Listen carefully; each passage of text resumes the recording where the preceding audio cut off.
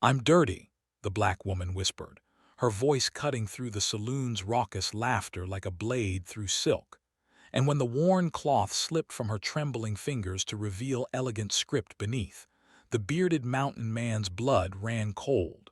The townsfolk saw her as nothing, a servant destined to scrub floors until her bones turned to dust in forgotten corners.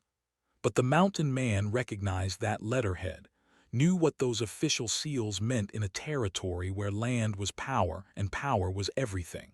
He carried his own buried shame, guilt that gnawed at him like winter cold, and something about her hidden struggle called to the redemption he'd never dared seek.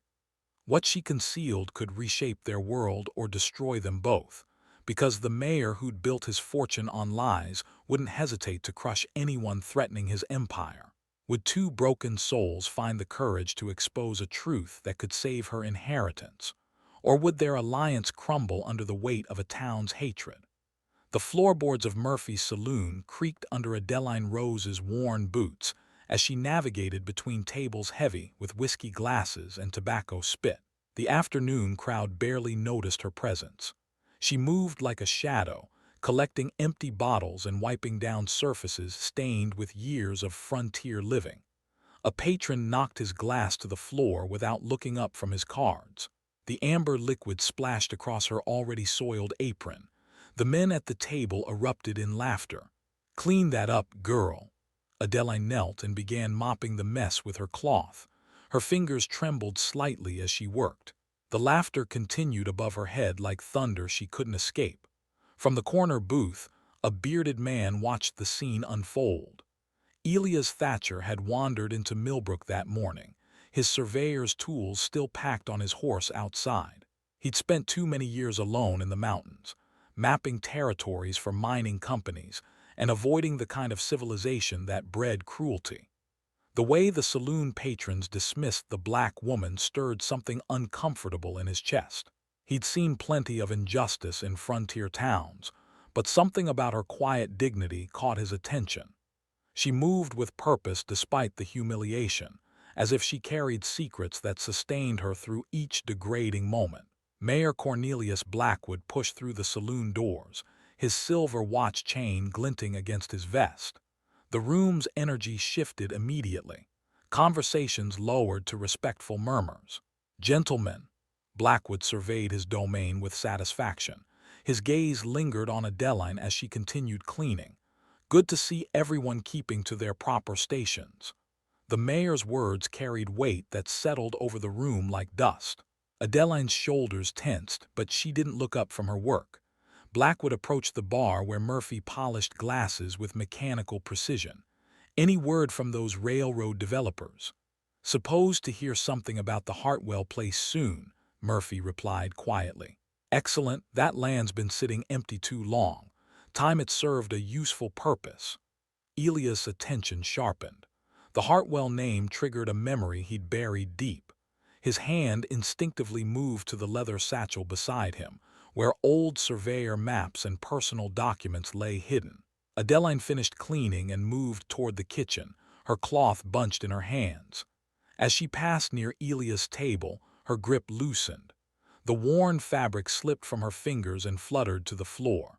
Beneath where the cloth had been, elegant script was visible on a folded paper she'd been concealing. The letterhead bore the seal of a Boston law firm.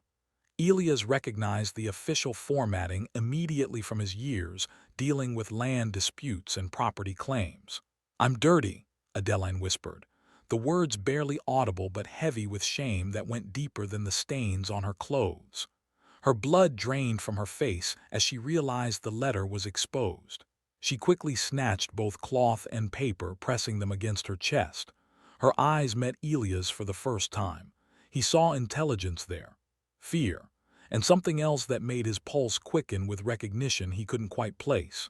The kitchen door swung shut behind her, leaving Elias staring at the space where she'd stood. Legal correspondence from Boston to a woman working as a servant in a Colorado mining town made no sense, unless she was hiding something significant. That evening, as the saloon emptied and oil lamps flickered low, Elias waited by the back entrance. Adeline emerged carrying a bucket of wash water to dump in the alley. "I saw the letter," he said quietly. She froze. "I don't know what you mean." "Boston law firm. I've seen enough official documents to recognize them." Adeline looked around nervously, then set down the bucket. "Why do you care?" "Because hiding legal papers usually means someone's got a claim they can't safely make." Her laugh held no humor. "A claim? As if someone like me could claim anything in a place like this." "What kind of legal business do you have in Boston?" She studied his face in the dim light. Something in his steady gaze, perhaps the absence of mockery or threat, made her shoulders drop slightly. "Letters about an inheritance. Been coming for months." "What kind of inheritance?" "The kind that would get me run out of town if I tried to collect it." Elias felt pieces of a puzzle shifting in his mind. The Hartwell property Blackwood had mentioned, the legal correspondence, the way she carried herself despite her circumstances. How big an inheritance? Adeline glanced toward the saloon windows, ensuring they weren't being watched. "Big enough that certain people have been making sure I never see a penny of it." The implications hit Elias like a physical blow. Land theft was common in mining territories, but stealing an inheritance from someone who couldn't fight back in court crossed a line that made his surveyor's sense of justice burn hot. "You need help," he said. "Help from a stranger. Why would you care what happens to me?"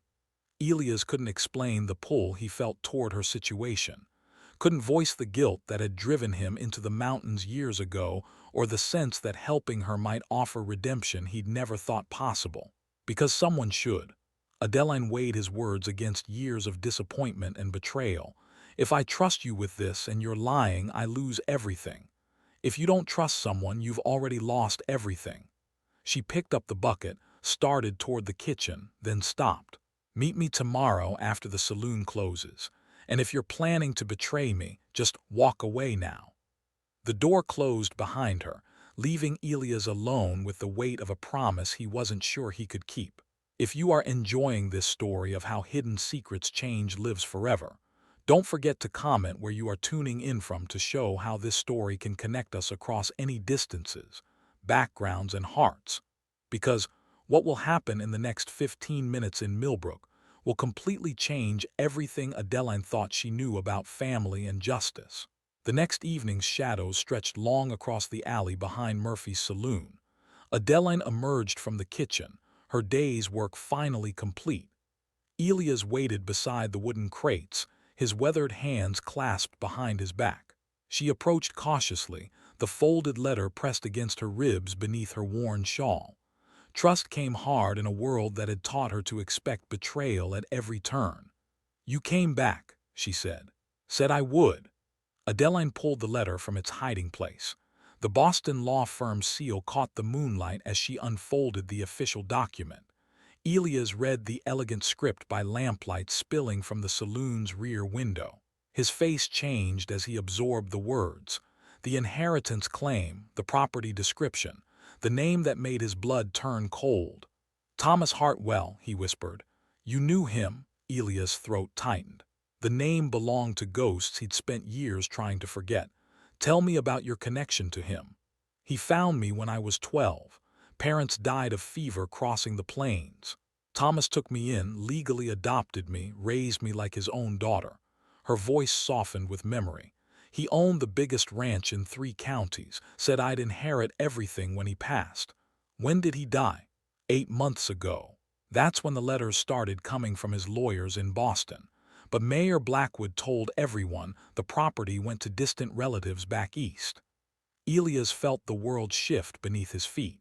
Thomas Hartwell had been more than a prominent rancher. He'd been the father Elias had abandoned after a bitter argument about responsibility and family obligations.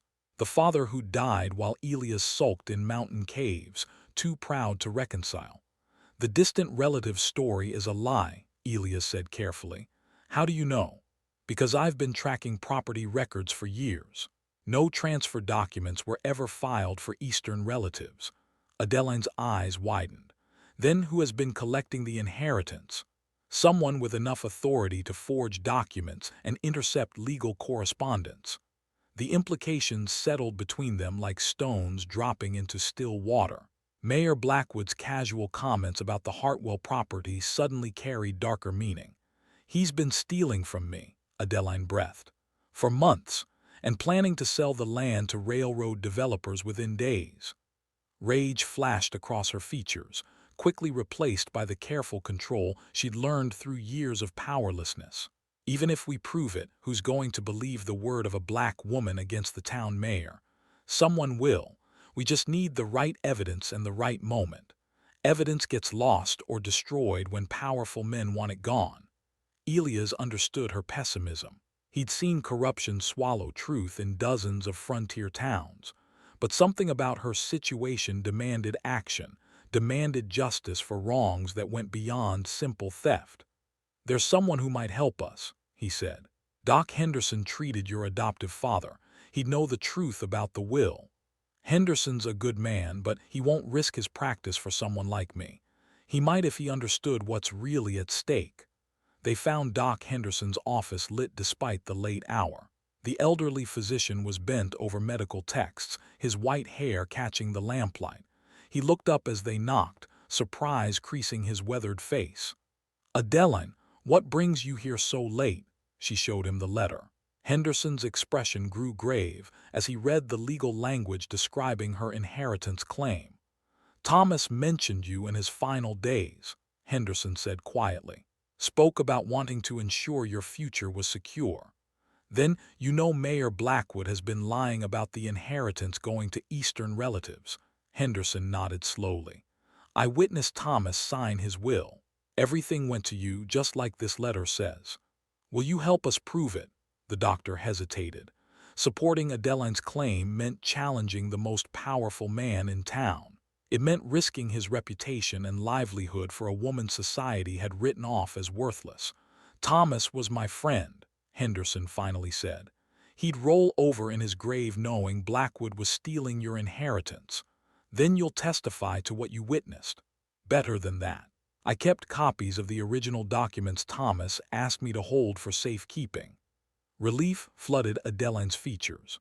For the first time in months, hope flickered in her chest like a candle flame refusing to die. Henderson retrieved a metal strongbox from his office safe. Inside lay copies of legal documents bearing Thomas Hartwell's signature and official seals. The adoption papers, the will clearly naming Adeline as sole heir. Property deeds showing the ranch's massive scope. "Thousands of acres," Elias murmured, studying the survey maps. "Mineral rights, water rights, prime grazing land. Worth more than most people see in a lifetime," Henderson added. Adeline stared at the papers that represented her true identity. She wasn't a penniless servant girl. She was the legitimate owner of one of Colorado's most valuable properties. "Blackwood's been living off stolen wealth while I scrubbed floors," she said, "and planning to sell what doesn't belong to him to railroad developers," Elias added. "How do we stop him?" "Judge Weatherby arrives next week for circuit court," Henderson said. "If we present the evidence then with witnesses, even Blackwood can't argue against legal documents." "That's 6 days," Elias calculated. "Think he'll wait that long to complete the railroad sale? Not if he suspects we're gathering evidence against him." They agreed to meet daily to prepare their case. Elias would use his surveyor skills to map the property boundaries and confirm the legal descriptions. Henderson would organize the medical and legal testimony. Adeline would continue working at the saloon, listening for information about Blackwood's plans. As they prepared to leave Henderson's office, the doctor placed a gentle hand on Adeline's shoulder. "Your adoptive father would be proud. He always said you had the strength to handle whatever life threw at you." Walking back toward the saloon under star-filled sky, Adeline felt something she'd almost forgotten. Purpose, direction, the possibility that justice might actually exist in a world that had shown her precious little of it. "Why are you really helping me?" she asked Elias. He was quiet for a long moment, wrestling with truths he wasn't ready to share. "Because it's the right thing to do." It wasn't the complete answer, but it was enough for now. They had 6 days to expose a theft that had stolen months of her life. 6 days to prove that, even in a town built on prejudice and power, truth could still matter. 3 days into their investigation, smoke billowed from the courthouse windows. Adeline watched from the saloon's front door as orange flames licked at the night sky. Townspeople formed bucket brigades, but the fire had already consumed the record's office. Elias emerged from the crowd, his face grim with ash and defeat. "The property documents are gone, all of them." "Accident?" Adeline asked, though she already knew the answer. Blackwood was seen leaving the building an hour before the fire started. The mayor appeared at the scene, his face a mask of concerned authority. He directed the firefighting efforts with theatrical urgency, playing the role of dedicated public servant while his crime burned away the evidence. "We still have Henderson's copies," Adeline whispered. "Not enough without the official county records to back them up." By morning, news of Elias' arrest spread through Millbrook like wildfire. Sheriff Dawson had dragged him from his boarding house before dawn on charges of claim, jumping, and trespassing on the Hartwell property. Adeline found herself truly alone for the first time since this began. Without Elias' support and credibility, her chances of challenging Blackwood crumbled to dust. The mayor visited the saloon that afternoon, his presence filling the room with smug satisfaction. He approached Adeline's table where she scrubbed yesterday's stains. "Terrible business about that fire," Blackwood said loudly enough for other patrons to hear. "Good thing we caught the real troublemaker before he could cause more damage." Adeline kept scrubbing. Speaking would only make things worse. Some people get ideas above their station, start believing they deserve things that were never meant for them. His voice carried the weight of threat wrapped in public politeness. "Smart folks know when to accept their place and stop chasing impossible dreams." The message was clear. Drop the inheritance claim or face consequences beyond losing a court case. That evening, Adeline knocked on Doc Henderson's door with trembling hands. The physician answered quickly, his face pale with worry. "They arrested Elias," she said. "I heard. Blackwood's getting desperate. He destroyed the courthouse records. Threatened me at the saloon. I think we should stop before someone gets hurt." Henderson studied her face in the lamplight. "Is that what you really want?" "I want to survive long enough to see next month. And let Blackwood steal everything your adoptive father worked to leave you." The question hung between them like smoke from the courthouse fire. Adeline had spent years accepting injustice because fighting back seemed impossible. But something had changed during the past week. She'd tasted the possibility of justice, of claiming her rightful place in the world. "What would Thomas want me to do?" she asked. "He'd want you to fight, but he'd also want you to be smart about it." "Smart how?" Henderson disappeared into his office and returned with a small leather satchel. Inside were additional documents Adeline had never seen before. "Thomas gave me these the day before he died," Henderson explained. "Said to only use them if something happened to his main will." Adeline examined the papers. A second copy of the adoption documents. Personal letters from Thomas expressing his love for his adopted daughter, and something that made her heart stop. "A letter to his estranged son," she whispered. "Thomas never stopped hoping his boy would come home, talked about him constantly in his final months."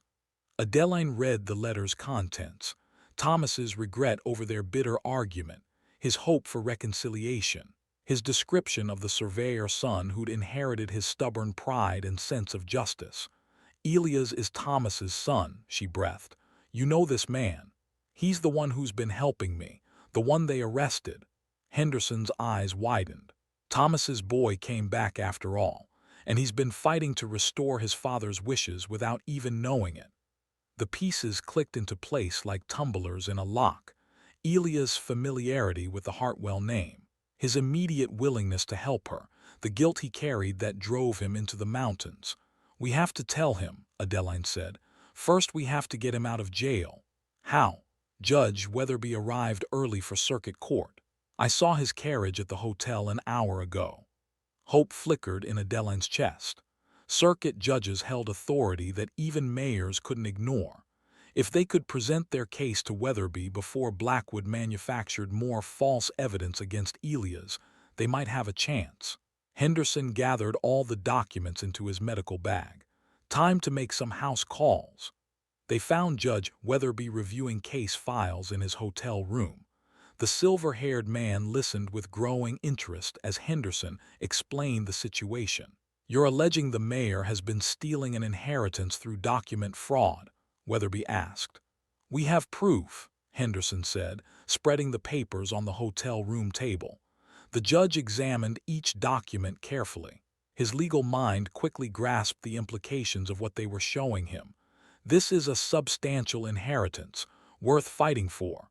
Worth killing for in some men's minds," Henderson added grimly. "And you believe the man in jail is the heir's adoptive brother, Thomas Hartwell's biological son. He's been unknowingly fighting to restore his father's final wishes." Weatherby stood and reached for his coat. "Then we'd better release him before this situation gets any worse." The jail visit happened quickly. Sheriff Dawson couldn't argue with a circuit judge's direct order to release Elias immediately. The charges were dropped due to lack of evidence and procedural irregularities in the arrest. Elias emerged from the cell looking haggard but determined. His eyes found Adeline's face and softened with relief. "Thought they might come for you next," he said. "They tried. We need to talk." In Henderson's office, surrounded by the documents that would reshape their understanding of family and inheritance, Adeline showed Elias the letter his father had written in his final days. Elias read slowly, his hands trembling as Thomas's words of love and regret filled the silence. The father he'd abandoned had never stopped hoping for reconciliation, had spoken of him with pride even after years of separation. "He forgave me," Elias whispered. "He loved you just like he loved me. We're family. We always were, we just didn't know it yet." Judge Weatherby cleared his throat. "This is touching, but we have a legal matter to resolve. Tomorrow I'll hold an emergency hearing on the inheritance claim. Mayor Blackwood will answer for document fraud and theft." Adeline looked at her newly discovered brother. "Are you ready to finish what we started?" Elias folded his father's letter carefully. "Ready to honor his memory and get you what's rightfully yours." The battle for justice would happen in open court, with the whole town watching. One way or another, the truth about the Hartwell inheritance would finally come to light. The emergency hearing convened in the town's largest meeting hall. Every seat filled with curious residents eager to witness the confrontation between their mayor and the woman they dismissed as a servant. Judge Weatherby presided from behind a makeshift bench, his stern expression commanding immediate respect. Mayor Blackwood sat at the defendant's table, his usual confidence replaced by barely controlled nervousness. His lawyer whispered urgent strategies while shuffling through hastily prepared documents. Adeline entered with Doc Henderson and Elias flanking her sides. Murmurs rippled through the crowd as townspeople saw her walking with dignity toward the plaintiff's table. She wore her best dress, her posture straight despite the weight of dozens of stares. Judge Weatherby called the proceedings to order. "We're here to examine claims regarding the Hartwell estate inheritance. Miss Hartwell, present your case." Henderson stood first, his voice carrying clearly through the packed room. "Your Honor, I was Thomas Hartwell's physician and close friend for over 20 years. I witnessed him sign his legal will 8 months ago, naming Adeline Rose Hartwell as his sole heir." The doctor placed the adoption papers on the evidence table. "These documents prove Mr. Hartwell legally adopted Miss Adeline when she was 12 years old. She became his daughter in every sense that matters under territorial law." Blackwood's lawyer objected immediately. "Those could be forgeries, Your Honor. The original county records were destroyed in the recent courthouse fire." "How convenient," Judge Weatherby observed dryly. "Continue, Dr. Henderson." Henderson produced Thomas's personal letter to his estranged son. This correspondence proves Thomas Hartwell's state of mind regarding his family in his final days. He considered both his adopted daughter and his biological son to be his true heirs. Elias stood slowly, his weathered face pale with emotion. "Your Honor, I'm Thomas Hartwell's biological son. I left home 15 years ago after an argument with my father. I've been living as a surveyor in the mountains, carrying guilt over our separation." The courtroom erupted in surprised whispers. Blackwood's face went ashen as he realized the implications of this revelation. "I didn't know about Adeline's existence until this week," Elias continued. "But reading my father's letter, I understand he loved her as much as he loved me. Maybe more because she stayed loyal while I ran away." Judge Weatherby examined the letter carefully. "This appears to be genuine correspondence. Mr. Blackwood, how do you respond to these claims?" The mayor rose unsteadily. "Your Honor, this is clearly a conspiracy to defraud the territorial government. I have documentation proving the Hartwell estate was legally transferred to relatives in Massachusetts." "Present that documentation." Blackwood's lawyer produced a folder of papers. Judge Weatherby studied them for several long minutes while the courtroom waited in tense silence. "These transfer documents are dated 3 weeks after Mr. Hartwell's death," the judge observed. "Yet they claim to have been signed by him personally." "Clerical error in the dating," Blackwood said quickly. "The signatures don't match either." Weatherby held up Thomas's letter beside the transfer documents. "The handwriting is clearly different." Henderson stepped forward again. "Your Honor, I'd like to present additional evidence." The doctor opened his medical bag and withdrew Thomas Hartwell's personal journal from his final months. "Thomas gave me this for safekeeping, asking me to ensure his wishes were honored if anything happened to him." Judge Weatherby read selected passages aloud. Thomas's words filled the courtroom with the voice of a dying man desperate to protect his daughter's future. He writes about his fear that powerful men might try to steal Adeline's inheritance due to her race and gender, the judge read. He specifically mentions concerns about Mayor Blackwood's interest in the ranch property. The crowd's murmur grew louder. Several townspeople began looking at Blackwood with suspicion and disgust.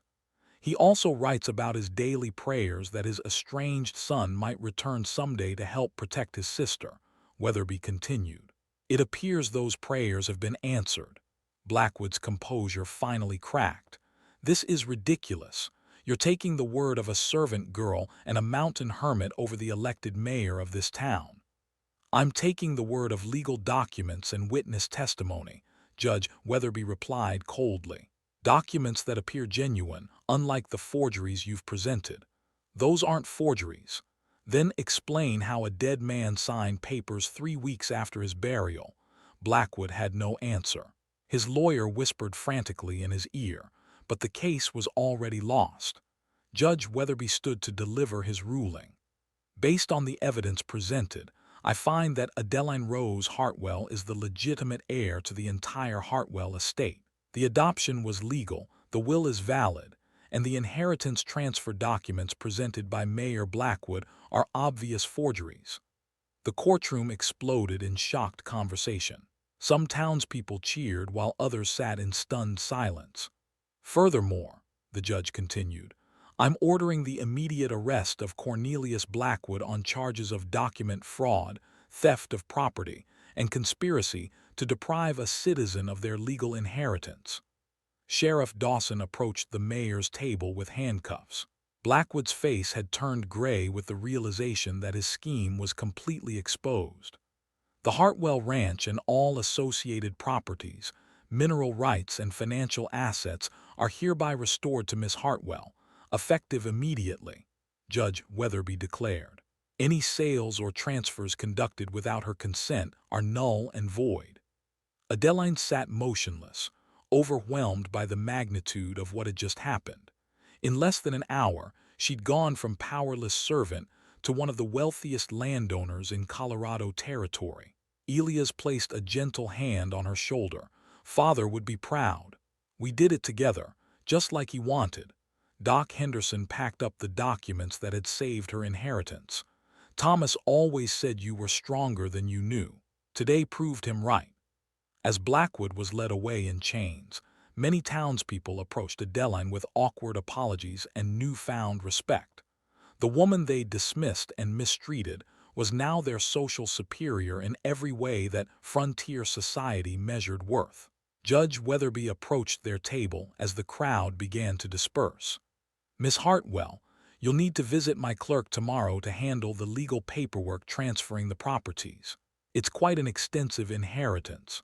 How extensive? 12,000 acres, 3 water sources, mineral rights to 2 active mining claims, and a ranch house worth more than most banks. He smiled. You're probably the wealthiest woman in the territory now. Adeline looked at her brother, the man who'd helped her reclaim their father's legacy. What do we do now? We go home, Elias said. To the ranch where we both belong. The wagon rolled toward the Hartwell ranch through morning mist that clung to the valley like forgotten dreams. Adeline sat beside Elias on the driver's bench, her hands folded over the property deed that made her the legal owner of everything they could see. Rolling hills stretched endlessly in every direction. Cattle grazed in distant pastures while a creek wound silver through grassland that seemed to touch the sky. This was home, the place Thomas Hartwell had built with his own hands and left to the children he'd loved. Bigger than I remembered, Elias said quietly.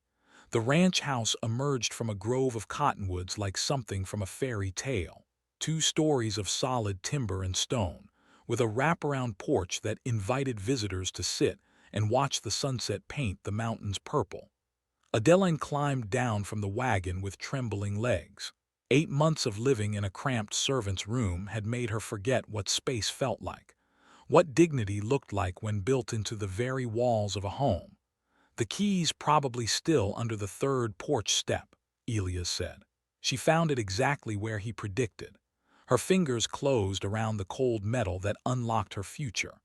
The front door swung open to reveal rooms filled with furniture covered in white sheets. Dust motes danced in shafts of sunlight streaming through tall windows. Everything waited patiently for the family to return. He kept your room exactly the way you left it, Adeline said, pulling sheets off chairs and tables. Elias walked slowly through rooms that held memories of arguments and laughter, of a father who'd raised 2 very different children with equal love. His surveyor tools had been stored carefully in the study. His favorite books remained on the shelf by the fireplace. Thomas never gave up hope you'd come back, she continued. Stubborn old man. Stubborn enough to adopt a black girl when everyone said it was crazy. Stubborn enough to leave her everything when he could have played it safe. They spent the morning exploring the property that was now legally theirs. The main house, the foreman's cottage, the bunkhouse for ranch hands, stables that could house 20 horses, a barn bigger than most churches. Going to need help running all this, Elias observed. Good help, fair wages, people who understand we do things differently here. Word of their arrival spread quickly through the surrounding countryside. By afternoon, former ranch hands began appearing at the front gate.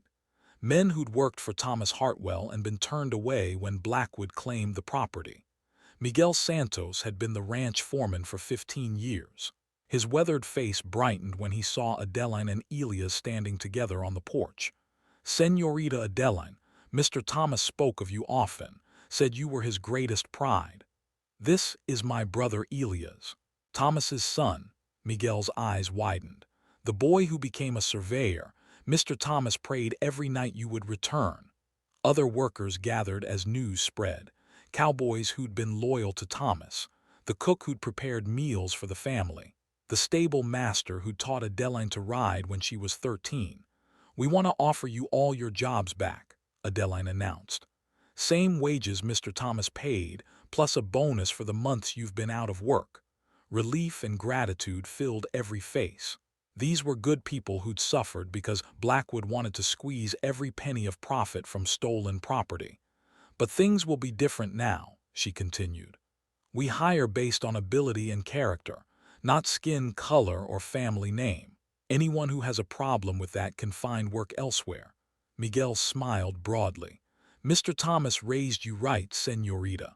Within days, the Hartwell Ranch was operational again. Cattle were rounded up and counted. Fences were repaired. The main house filled with the sounds of family and purpose. Adeline discovered ledgers showing the ranch's impressive profitability under proper management. The property generated income from cattle sales, mining claims, and lease agreements with smaller ranchers who used Hartwell grazing land. "We're not just wealthy," she told Elias over dinner. "We're wealthy enough to make a real difference." What kind of difference? The kind Thomas would have wanted. She outlined her vision while they sat on the front porch watching stars emerge in the darkening sky. A ranch that proved progressive values and traditional success could coexist. Fair wages for all workers regardless of background. Investment in the local community through jobs and commerce. A living example of what frontier justice could look like when applied with wisdom instead of prejudice. The railroad developers won't give up easily, Elias warned. Blackwood promised them this land. They've already invested money in surveying and planning. Then they'll have to invest their money somewhere else. They might try pressure tactics, economic warfare. Let them try. We have legal ownership, community support, and enough resources to outlast their schemes. News from town brought updates on Blackwood's fate. The former mayor sat in jail awaiting trial on multiple fraud charges. His co-conspirators had been exposed and arrested. The stolen money was being recovered and returned to its rightful owners. Some townspeople remained uncomfortable with the dramatic reversal of social order. A black woman now outranked them economically and socially. But others embraced the change, recognizing that Adeline's success brought opportunities for everyone. The general store owner visited personally to apologize for years of poor treatment. The banker offered his services with newfound respect. Even some of the saloon patrons who'd mocked her began tipping their hats when she passed. Change comes slowly, Doc Henderson observed during one of his visits. But it comes. Some people will never accept it, Adeline replied. Those people matter less than you think. The ones who matter are already adjusting. 3 weeks after the court hearing, Adeline stood in the same spot where Thomas Hartwell had built his dream. The ranch thrived under her leadership. Workers respected her decisions.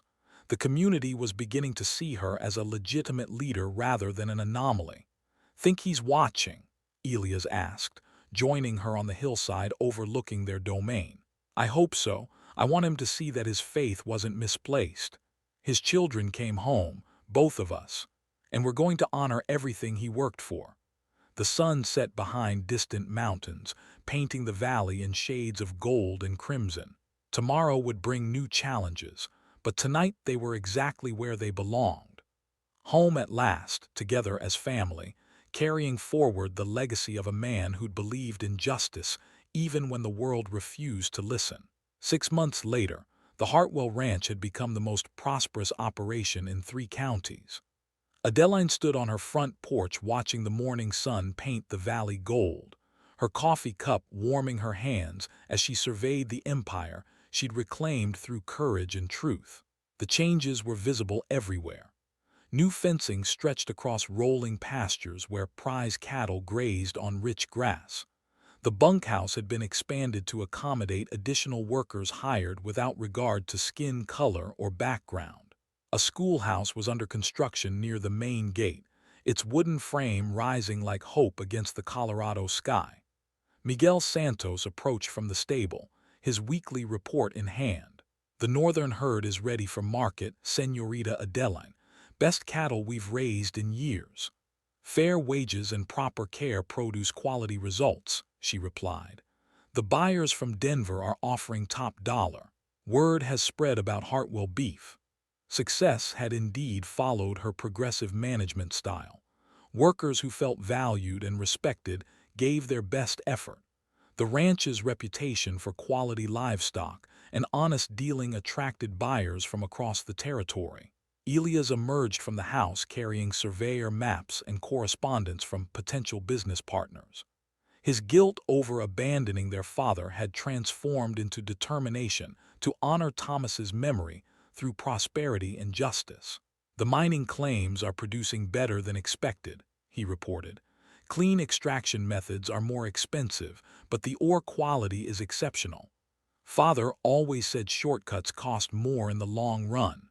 Railroad companies are still pressuring us to sell, offering ridiculous amounts of money. Money we don't need for land that isn't for sale." The railroad developers had tried various tactics after Blackwood's arrest. Financial incentives, political pressure, even subtle threats. All had failed against Adeline's calm refusal to compromise her father's legacy. A familiar wagon approached down the main road. Doc Henderson visited weekly, ostensibly to check on the workers' health, but really to witness the transformation his courage had helped create. Morning, Adeline, Elias. He climbed down stiffly from his medical wagon. Thought you'd want to hear the news from Blackwood's trial. Guilty verdict, Adeline asked. On all charges. Judge sentenced him to 10 years in territorial prison, plus full financial restitution to everyone he defrauded. Justice served through proper legal channels rather than frontier vigilantism. Thomas would have approved of the measured response to corruption. His co-conspirators, smaller sentences but significant jail time. The whole network has been exposed and dismantled. Henderson accepted coffee and settled into a porch chair to observe the bustling ranch activity. Workers of various backgrounds labored side by side, their competence and character mattering more than their ancestry. "You've built something remarkable here," he said. "We've restored something remarkable," Adeline corrected. "Father's vision was always this inclusive. We're just implementing it properly." A group of children ran past the house toward the partially constructed schoolhouse. Some were workers' children, others came from neighboring ranches and farms. The school would welcome all students regardless of their parents' status or background. "The school board in town isn't happy about your education project," Henderson mentioned. "They're welcome to their opinions. This is private property and a private school. Some folks are calling it radical. Some folks called adopting a black daughter radical too. Father never let other people's narrow minds limit his choices." Elias spread his maps on the porch table, pointing out property boundaries and future development plans. "We're thinking of establishing a trade school too. Teach practical skills like carpentry, blacksmithing, surveying. Give young people alternatives to scratching out subsistence livings on marginal farmland," Adeline added. "Create opportunities instead of just complaining about problems," Henderson observed approvingly. The transformation extended beyond the ranch itself. Local businesses that treated Adeline and her workers fairly received her substantial patronage. Those that maintained discriminatory practices found their former customers taking their money elsewhere. Economic power, exercised with moral purpose, created ripple effects throughout the region. Progressive merchants prospered while prejudiced ones struggled. The message was clear without being heavy-handed. "Change is slow, but it's happening," Henderson said. "Even some of the most stubborn folks are starting to see that treating people decently is good for business. Fear motivates temporarily. Mutual benefit motivates permanently. Your father was a philosopher as well as a rancher. He taught me that sustainable success requires sustainable relationships." A rider approached from the direction of town. Judge Weatherby had sent word that he wanted to visit during his current circuit through the territory. The man who delivered justice was curious to see its long-term effects. "Judge Weatherby arrives tomorrow," Adeline told her companions. "I want him to see what proper legal protection can accomplish. Think he'll be impressed. I think he'll see that his decision protected more than just one woman's inheritance. It protected the principle that law should serve justice rather than prejudice." Evening approached with the slow majesty of mountain sunsets. Workers finished their daily tasks and gathered around the bunkhouse for meals and conversation. Laughter carried across the ranch yard, mixing languages and cultures in harmony. Adeline walked through the main house where Thomas's portrait hung above the fireplace. Her adoptive father's painted eyes seemed to sparkle with approval at what his children had accomplished together. "We kept our promise," she whispered to the portrait. The schoolhouse would open next month with teachers recruited from back east who shared progressive educational philosophies. The trade school would follow next year. Young people who might otherwise face limited futures would have opportunities to learn skills and build better lives.